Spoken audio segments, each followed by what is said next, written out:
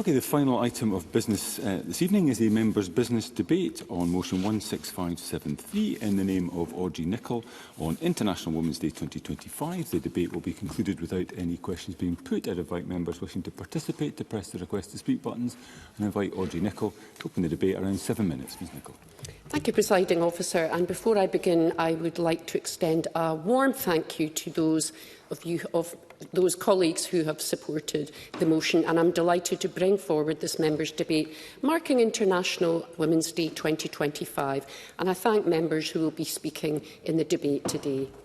International Women's Day, which was celebrated on the 8th of March this year, aims to recognise the achievements of women across the world, and it brings with it an opportunity to raise awareness of the barriers and challenges women and girls still face, but to celebrate the many achievements to date in improving the lives of women and girls, both in Scotland and further afield. So I'm hopeful that this debate will deliver on the aims of International Women's Day, and I very much look forward to the contributions of fellow members. So what better place to begin than to spotlight the achievements of Malala Yousafzai, a Pakistani woman and Nobel Prize winner who we all know and bravely spoke out against the Taliban's exclusion of young women in schools. Malala's story brings to light that while there have been strides in improving the rights of women and girls, there is still so much more to be done, particularly in international spaces. We simply cannot ignore that. Our media is currently awash with reporting about women's rights violations and rights being increasingly diminished in Sudan, Gaza, Ukraine and Syria. Who could forget Sharon Locke, an international midwife who fasted for 5 days outside the Scottish Parliament in solidarity with women and children going hungry in Gaza and calling for an immediate ceasefire? When I spoke to Sharon, she described the harrowing situation for many women too malnourished to breastfeed their newborn babies, but who could not afford to buy formula on the black market, so their babies died. Chilling is not the word. The emerging threat to women online is also a cause for great concern. Developments in AI and technology have changed the ways in which women are exploited online. For example, South Korea is facing a national crisis in the increasing number of deepfake pornography photos and videos of young women. And further, as social media grows, so too does the spread of misogynistic influencers.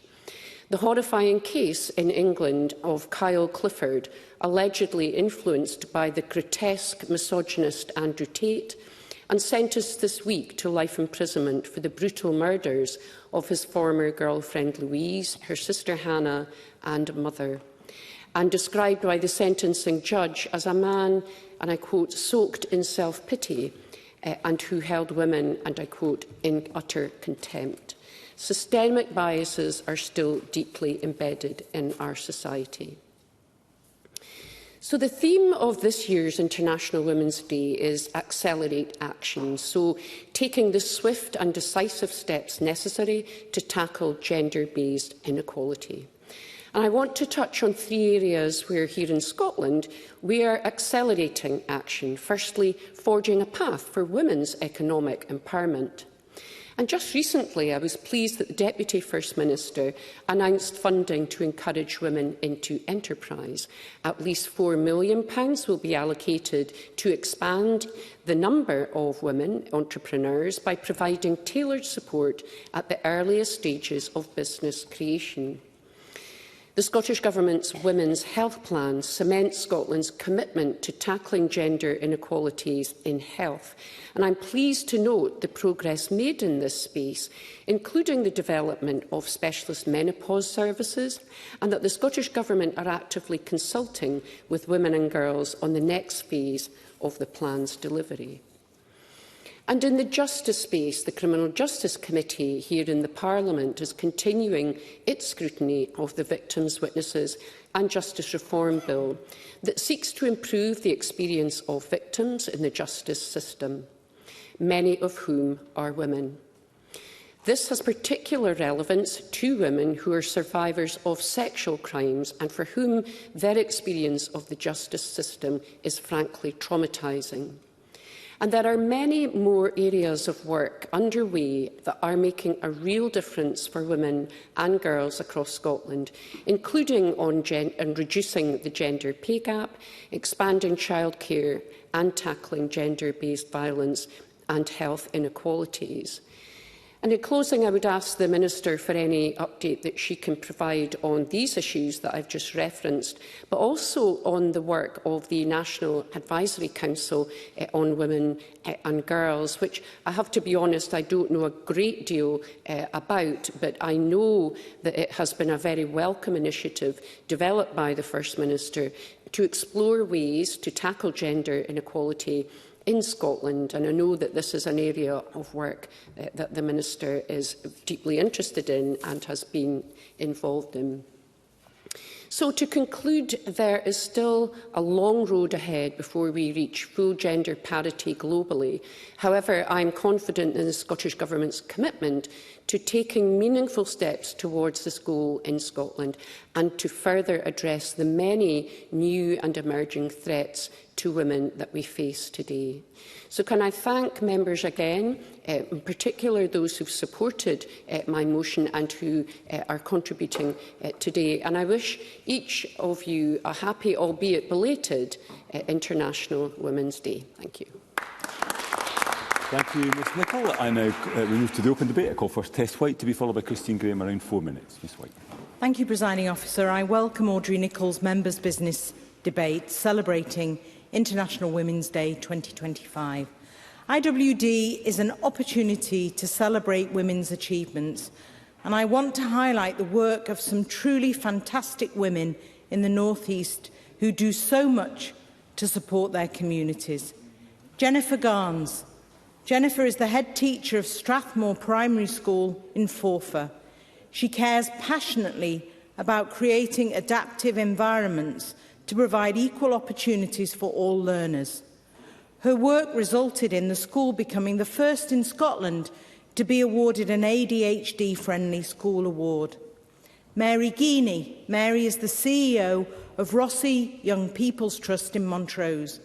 She leads a team of 185 staff to deliver trauma-informed care, education, health and specialist psychological services for young people in secure care with multiple and complex needs. And Helen Reid, Helen from Lawrencekirk, who was my local hero for the Scottish Parliament's 25th anniversary celebration. Helen makes such a positive contribution to improve her local area, holding fundraising events and coffee mornings to provide Christmas lights and summer hanging baskets. Jill Fotheringham.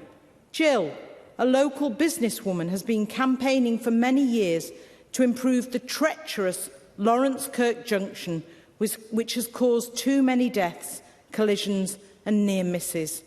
Her unwavering commitment to the campaign has kept the pressure on and kept the pressure on at all times with Transport Scotland and Aberdeenshire Council to get the shovels in the ground. Other women, like Angela Taylor from Angus Pylon Action Group and June Morrison from Lee Lodge Against Industrialisation, are leading the charge against the mega pylon plans that will puncture the beautiful countryside of the North East and decimate communities. Presiding Officer, these special and brilliant women, and many more besides, have made such a difference to their communities, both personally and professionally, and I'm delighted to have the opportunity to pay tribute to them today. And as this evening's motion highlights, this year's IWD theme is Accelerate Action, to address with renewed urgency the barriers that many women face. Presiding Officer, I want to focus the remainder of my remarks on two of these barriers: the crippling costs of childcare and difficulties accessing diagnosis and treatment for medical conditions like cervical cancer and endometriosis. After working in HR for more than 30 years, I know just how vital accessible childcare is for women as they return to work from maternity leave. We have two issues with childcare in Scotland: cost and availability. Both have been highlighted in a parliamentary petition lodged by Aberdeenshire mum Julie Fraser. She's calling for funded hours to be introduced in Scotland when a baby is 9 months old, which has already been rolled out in England. Women who want to work are being priced out of the workforce because of sky-high nursery fees. Funded hours from 9 months old would be a game changer for so many working parents. On women's health, no woman should have to endure sleepless nights because of delays to diagnosis and treatment. Conditions like endometriosis and PCOS can have a massive impact on women's physical and mental well-being, yet it can take years to secure a diagnosis. The Dundee Endo Warriors have been doing brilliant work to shine a light on women's health inequalities. And finally, Presiding Officer, women across Scotland are making such a difference every day. It's our duty to come together and knock down the barriers holding them back. Thank you. Thank you, Ms White. I now call Christine Graham to be followed by Carol Mock in around 4 minutes. Ms Graham. Thank you, Deputy Presiding Officer. I congratulate Audrey Nicholl in securing this debate, and she rightly raised the issue of misogyny, exploitation and violence against women worldwide, cruel and disgusting. But I will confine my remarks to our own home turf, as I view the progress of women in Scotland have made over my 80 years towards equality, reflecting on the barriers then and now. I didn't really notice much in the way of discrimination at primary. I was keen and quite bright, so it was the children who had difficulty with their 3 Rs who took the brunt of the teachers' impatience. I was also a tomboy, so until adolescence, when those pesky hormones kicked in, I played peeveries and skipping, but also marbles and fighting over our street territories. One pigtail was always destroyed early in the day, and I had regular bloodied knees and elbows. Secondary was a different kettle of fish. Because I was a girl, and in those days Boroughmuir had boys and girls entrances, I discovered cooking and sewing on my timetable. I loathed both and was hopeless at them. Hockey and netball were next on my hit list. To avoid these, I added non-existent science classes to my timetable, which was not discovered until it was too late for me to be disciplined, one advantage of keeping a low profile, which was then my modus operandi. At 16, I was asked by the school if I wanted to stay on. Many of my female friends opted to leave. My father, a very forward-thinking man, left the choice to me. Boy or girl, you're all equal, he said. But for a working-class girl like me, that was the exception. The school, of course, had me destined to be a secretary. Nothing wrong with that, but there was no encouragement to go to university apart from my Russian teacher. I left at 16, but with hires in my back pocket. I looked for a job at the then Ferranti, as I had higher physics, chemistry and maths. A woman in a white lab coat took me quietly to the side and advised me not to take the job offer because I'd be stuck at her level, whereas men were promoted. So then I began as a clerkess in an assurance company, as I was just desperate to have some money. 1 year of that, and I saw that able women were stuck at senior clerkess. That was it. I packed it in and went to university. Now, I'm telling you this because the culture at that time, certainly for working-class girls, was leave school at 16, office job, engaged at 18, married at 20, first child at 22. No hanky-panky until you were married, because this was before the pill. A pregnant single girl that time was a fallen woman. Different, of course, for boys and men. The irony is that during the Second World War, women were liberated into what were men-only jobs by national necessity.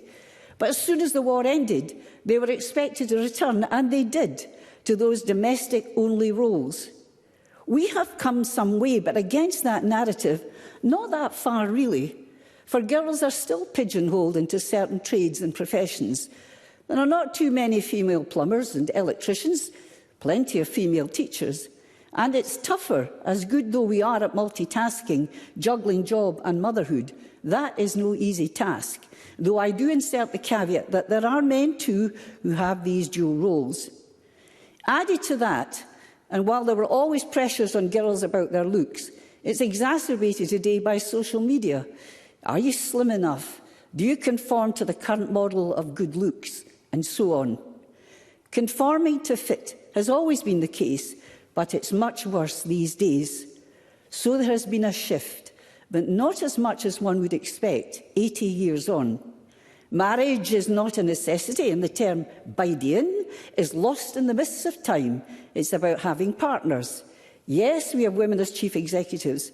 Yes, we've had a female prime minister and a first minister, and your GP will often be a woman, though male nurses are more of a rarity. But I don't have answers to why change is so slow, only questions.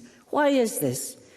Why has it not moved on further in those 80 years? And by the way, I married at 25, had first child at 27, and had to give up my teaching post for 6 years to bring up my sons. There was no such thing as maternity leave, no nursery, no job security. We do have some of that now.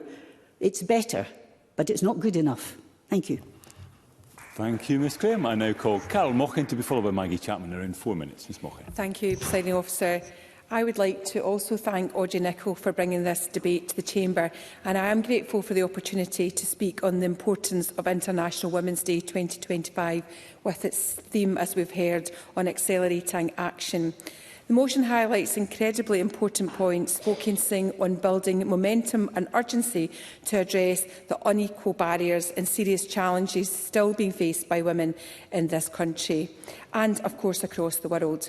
The health inequalities women face is widespread and deeply frustrating, and this is not a new issue, and it is something you have heard me speak about before, especially for women who come from deprived areas. These inequalities are unacceptable, particularly when we think about health outcomes for women. We hear women's voices saying that they're not always understood or believed when they approach services. So I think it is really important that we get this opportunity to raise these issues in the Chamber. Women from the most deprived areas are still less likely to attend breast or cervical screening appointments, with there being at least 11% difference in uptake, not to mention that the life expectancy varies drastically when looking at the most and the least deprived areas for females. Although improving, it continues to create inequality between women, which is a challenge I think we all here want to work tirelessly to overcome.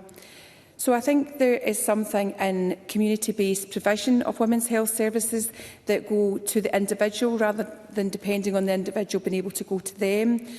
Because the reason that I bring this up is that I have recently been speaking with a lot of women, you know, as I'm sure we all did during the weeks of running up to International Women's Day, and women often put others before themselves, and so it is difficult for them to go to appointments, to attend appointments.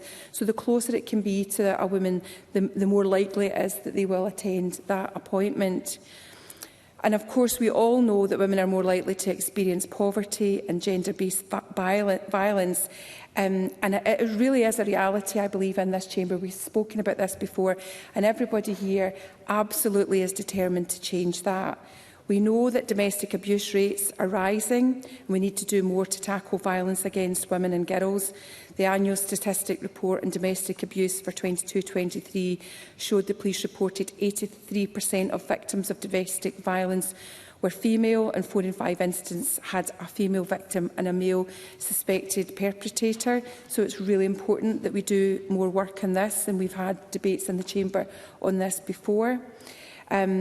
There is really a national need around education, which again, I'm trying to bring some of the points that we've raised before together that we do agree on, that education of men and young boys about how they relate to women and their attitudes and actions. And I know there's some real champions in this Parliament of that from our male colleagues. It's also important for me to discuss an International Women's Day on a global scale, focusing on the impact of displacement and devastation experienced by millions of women and girls throughout the world, but particularly the violence in both Ukraine and Palestine. It could not be more accurate to say that those women need acceleration and action. Families have been ripped apart in Palestine, but with the ceasefire agreement this year, some were able to reunite. However, since the recent action by Israel to further hinder Gaza's ability to provide clean water and food for the numbers of children, pregnant women and breastfeeding women, we know that malnutrition is a problem.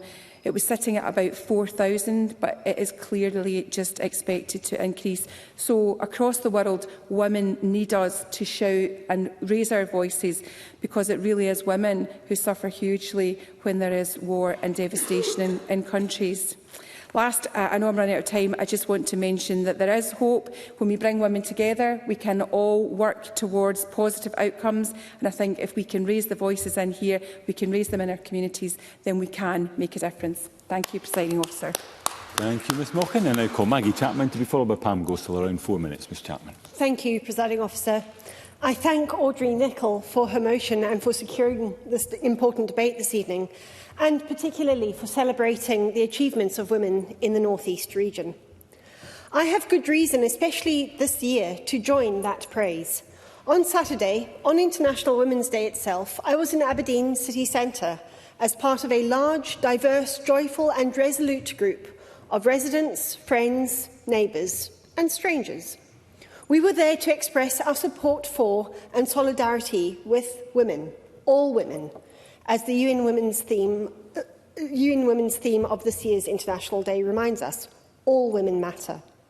Because another event was taking place in Aberdeen that day, a smaller one, attended by some local, some others, even if their red baseball caps were printed with "Make Aberdeen Great Again." It was addressed by a notoriously and virulently transphobic activist, one with whom even anti-trans groups have scurried to disassociate themselves, one who has a history of Islamophobic discourse and who is allied with movements to dismantle women's rights, rights to healthcare, to work, to protection from abuse. That's why we, too, were on the streets of Aberdeen speaking up for the real rights and needs of women, all of us together. Feminists of all genders, disabled people, firefighters, accompanying dogs and small children. The trans-misogynists had a PA system to amplify their regressive nonsense, but we had drums and determination, bubbles and rainbows. It's been a tough year for women, and, as always, the most dangerous place to stand is in those intersections that Kimberly Crenshaw showed us, where oppressions and injustices thunder down from every direction. We, so far as we can, stand there in solidarity and care. We stand with trans women facing the most brutal scapegoating, as we've seen just this afternoon. We stand with women across the majority world, the global south, whose health, families, homes and lives will be lost through the cuts to US and UK overseas aid. We stand with women in Gaza and the West Bank, targets of apartheid and genocide. We stand with disabled women in the UK waiting in fear for the next wave of cuts.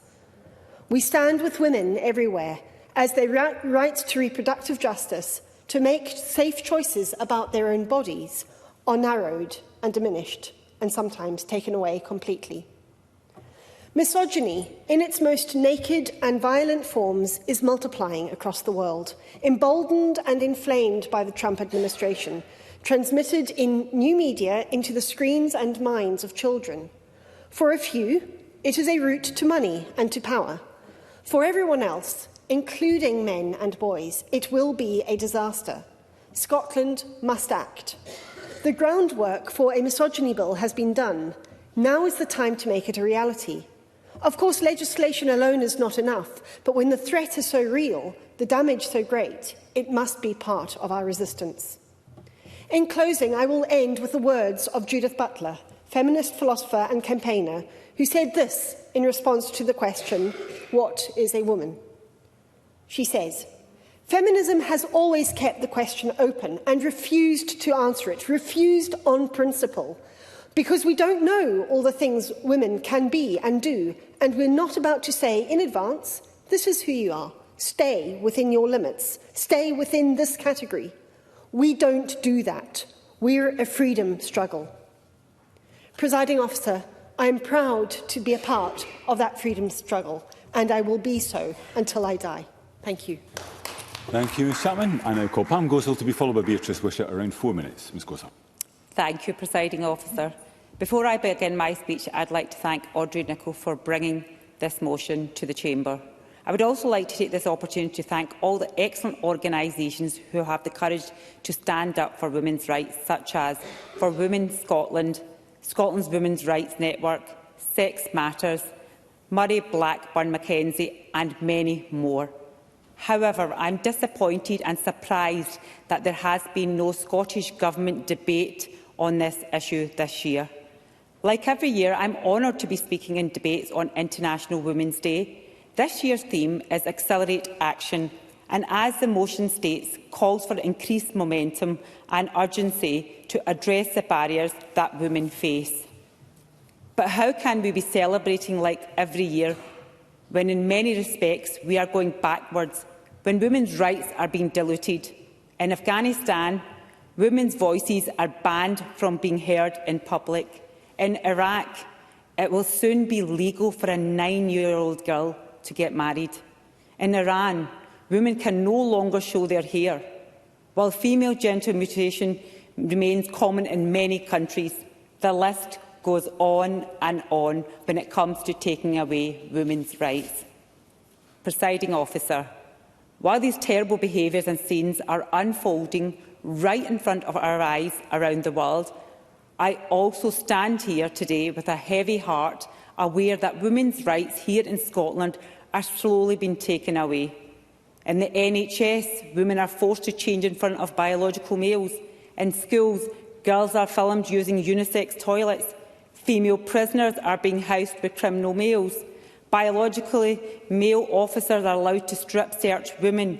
And males have been allowed to enter centres designated for women, such as rape crisis centres. Why is it that women are always the ones who have to compromise for men? Let's be very clear here. I am a woman. This is what a woman looks like. I want my dignity to be respected. And why should somebody who is not a biological female be allowed to tell me what a woman is? And how can we be speaking about women's equality today when we can't even define the word woman?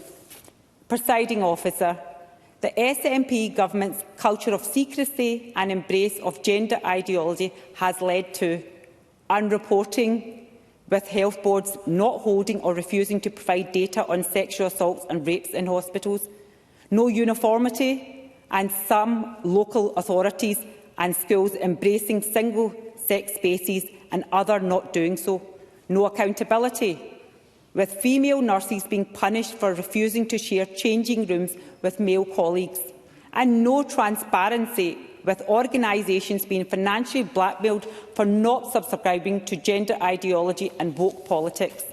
Presiding Officer, shortly after this debate, I will be hosting a roundtable on amplifying women's voices. Speakers include international lawyers, academics, women refugees and anti-poverty activists. This roundtable will take a long view on the experience of women in Scotland and will serve as a discussion of what it means for a woman to speak up in some of the most challenging places in the world. I would encourage all members in the Chamber to attend. In closing, Presiding Officer, I am hoping that when I will be giving a similar speech this time next year, things will have changed for the better. Here's for hoping. Thank you. I now call Beatrice Wishart to be followed by Mercedes Villalba, around 4 minutes. Ms Wishart. Thank you, Presiding Officer, and I too thank Audrey Nicholl for bringing this important debate to the Chamber. And like Pam Gosal, I'm surprised that the Scottish Government does not also seem to be forthcoming with a debate for International Women's Day, as they have done in previous years. This year, International Women's Day feels particularly important in the context of increasing challenges to women's rights around the world. Around 3/4 of unpaid carers in Scotland are women. Their provision of vital unpaid care comes at significant emotional and economic cost. The State of Caring in Scotland 2024 report shows 71% of women unpaid carers had given up work to provide care. More than half feel overwhelmed, and over a third report bad or very bad mental health. In the recent Scottish budget negotiations, we secured a right for family carers to earn more. Expanding support for carers' respite would enable women who care to take a well-deserved break, supporting their well-being. Action is needed to tackle economic barriers that mean women are more likely to be living in poverty and financial insecurity. My Liberal Democrat colleague Christine Jardine MP is calling for a doubling of statutory maternity pay and expanded parental leave. Shetland Women's Aid recently published survey results about life in Shetland for women.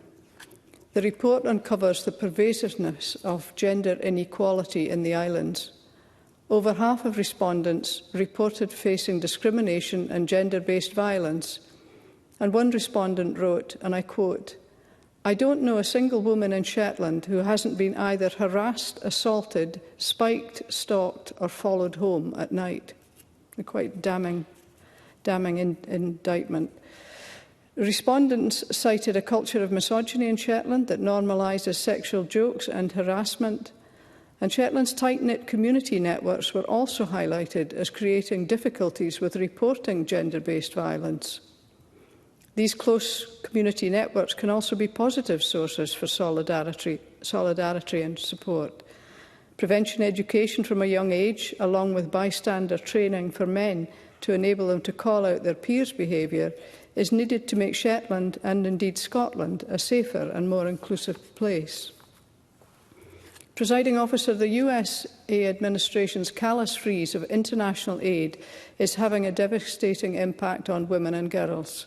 An estimated 3.8 million women have already lost access to contraceptive care. Unsafe abortions are one of the top 5 drivers of maternal death worldwide, and instances of these will only increase with disrupted reproductive health care.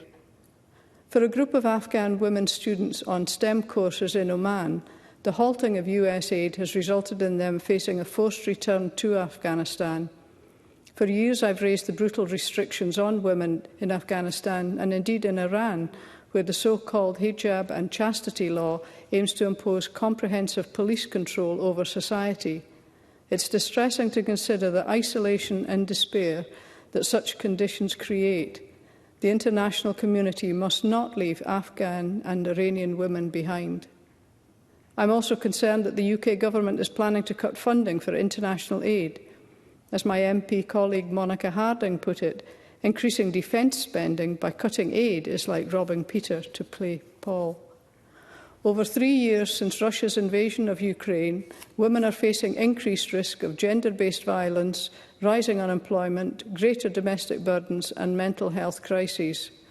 Despite immense challenges, women in both areas have stepped into leadership roles within their communities, and as I've previously highlighted in this chamber, it's crucial to all peace negotiations that women are actively involved and recognised as essential to peace processes. So to conclude, there are many challenges facing women's rights across the globe, and it's incumbent on all of us to do what we can to address the barriers women face and create a more equal world. Thank you, Presiding Officer. Thank you, Ms Wishart. We now come to the final speaker in the open debate, Ms Eddie Alba, again around 4 minutes. Ms Alba. Thank you, Presiding Officer. Thanks for calling me to speak. And thank you to Audrey Nicholl for lodging tonight's motion on International Women's Day and noting the theme for this year of accelerating action to address the barriers that women face. And one of the barriers that I'd like to speak about this evening is the current postcode lottery of paid maternity leave in the Fire and Rescue Service. And members will be aware I recently laid a motion in Parliament commending the Fire Brigades Union and their campaign titled Fight for 52.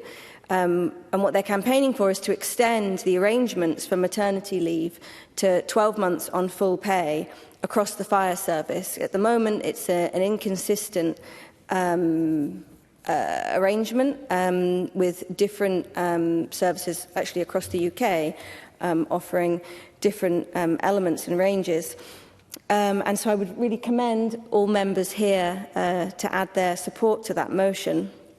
And I'd also like to note the FPU's strong history of campaigning on maternity rights. It didn't begin with this campaign, which they launched a few years ago. Actually, all the way back as far as 1981, they were resisting efforts to reduce maternity leave, pay and rights. And they've continued to campaign and to fight for maternity rights since then, and that has culminated in this important campaign for 52 weeks of mat leave on full pay. And I think it's an important campaign because if we're serious about women in the workplace, and including women in the fire service, then this is an issue that needs to be addressed. And they highlight in their campaign a number of areas of why this campaign is so important. So they talk about the occupational hazards in the workplace and the issue of recruitment, retention and inclusion. So in terms of the occupational hazards, I think members will be well aware of the risks to firefighters, and they may also be aware that the FBU commissioned a report into the risks from contaminants that firefighters face, and Maggie Chapman has been a very strong vocal advocate for this issue in Parliament. And what they found is that, of course, being exposed to these hazards then carries additional risks if you're pregnant. So they found that in one study showed that nearly a quarter of studied US female firefighters' first pregnancies ended in miscarriage, and that was compared to just 10% in the general US population.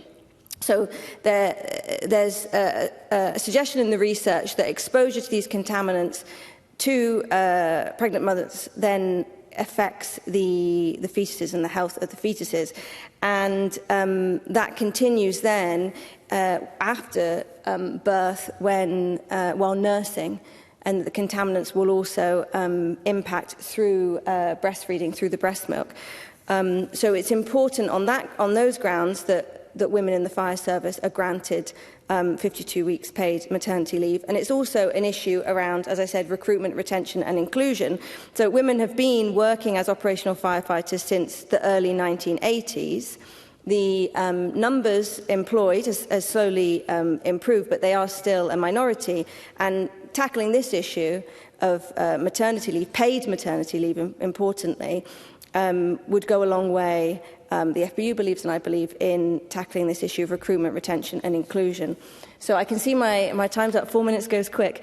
So to conclude, I'd just like to put to the Minister today, I'm sure she would agree and accept that a lack of maternity provision is a barrier to work, and that includes a barrier to the fire service. And so I would just ask if she would raise this campaign, the FBU's campaign for full pay 52 weeks maternity leave with her shadow cabinet colleagues. Thank you. Thank you, Ms Fialba. And I now call on CoCab Stewart to wind up the debate. Minister, around 7 minutes, please. Thank you, Presiding Officer. I'd like to thank Audrey Nicholl for this debate on the theme of International Women's Day this year, Accelerating Action. As I proceed through my closing remarks, I will refer to as many members as I possibly can, time allowing. So I would like to outline some of the actions that we have taken to improve the lives of women and girls in Scotland, but absolutely recognising that there is much more work to be done. And it is quite right that we are being asked to go faster and further. Health was raised by Tess White. It is a key priority for this government.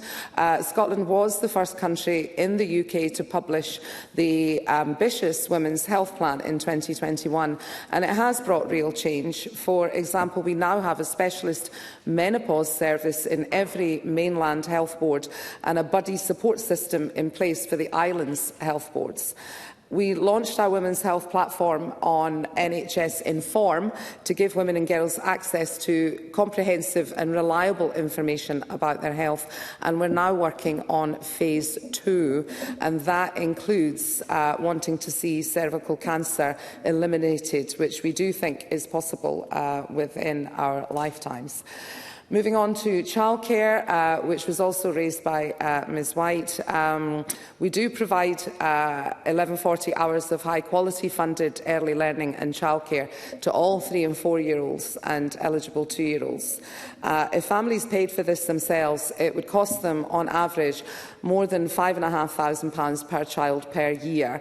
So supporting families through high-quality, affordable and accessible childcare is critical in supporting women in work and keeping families out of poverty. I'll bring in the point that Mercedes Villalba raised. Not only does she highlight the valuable work of trade unions in advancing women's working rights, but including the maternity provisions and enhancing those. And I would be happy to discuss that with her further on that. Regarding Fair Work and the gender pay gap, it's been said many times that the best social programme is a job. Our Fair Work Action Plan is also helping women into properly paid work. Fair Work is vital in tackling the cost of living crisis, in-work poverty and child poverty, all of which we know disproportionately impact women. So our Fair Work First principles include payment of at least the real living wage, action to tackle gender pay gap and offer of flexible, family-friendly working. The number of accredited real living wage employers increased from 14 to over 3,700 in the last 10 years. And this is actually 5 times higher than the rest of the UK. So it does mean that sort of 68,000 workers in Scotland have had a pay rise. Now, these improvements are particularly felt by women and racially minoritised women who are overrepresented in zero-hour contracts and low-paid, insecure work.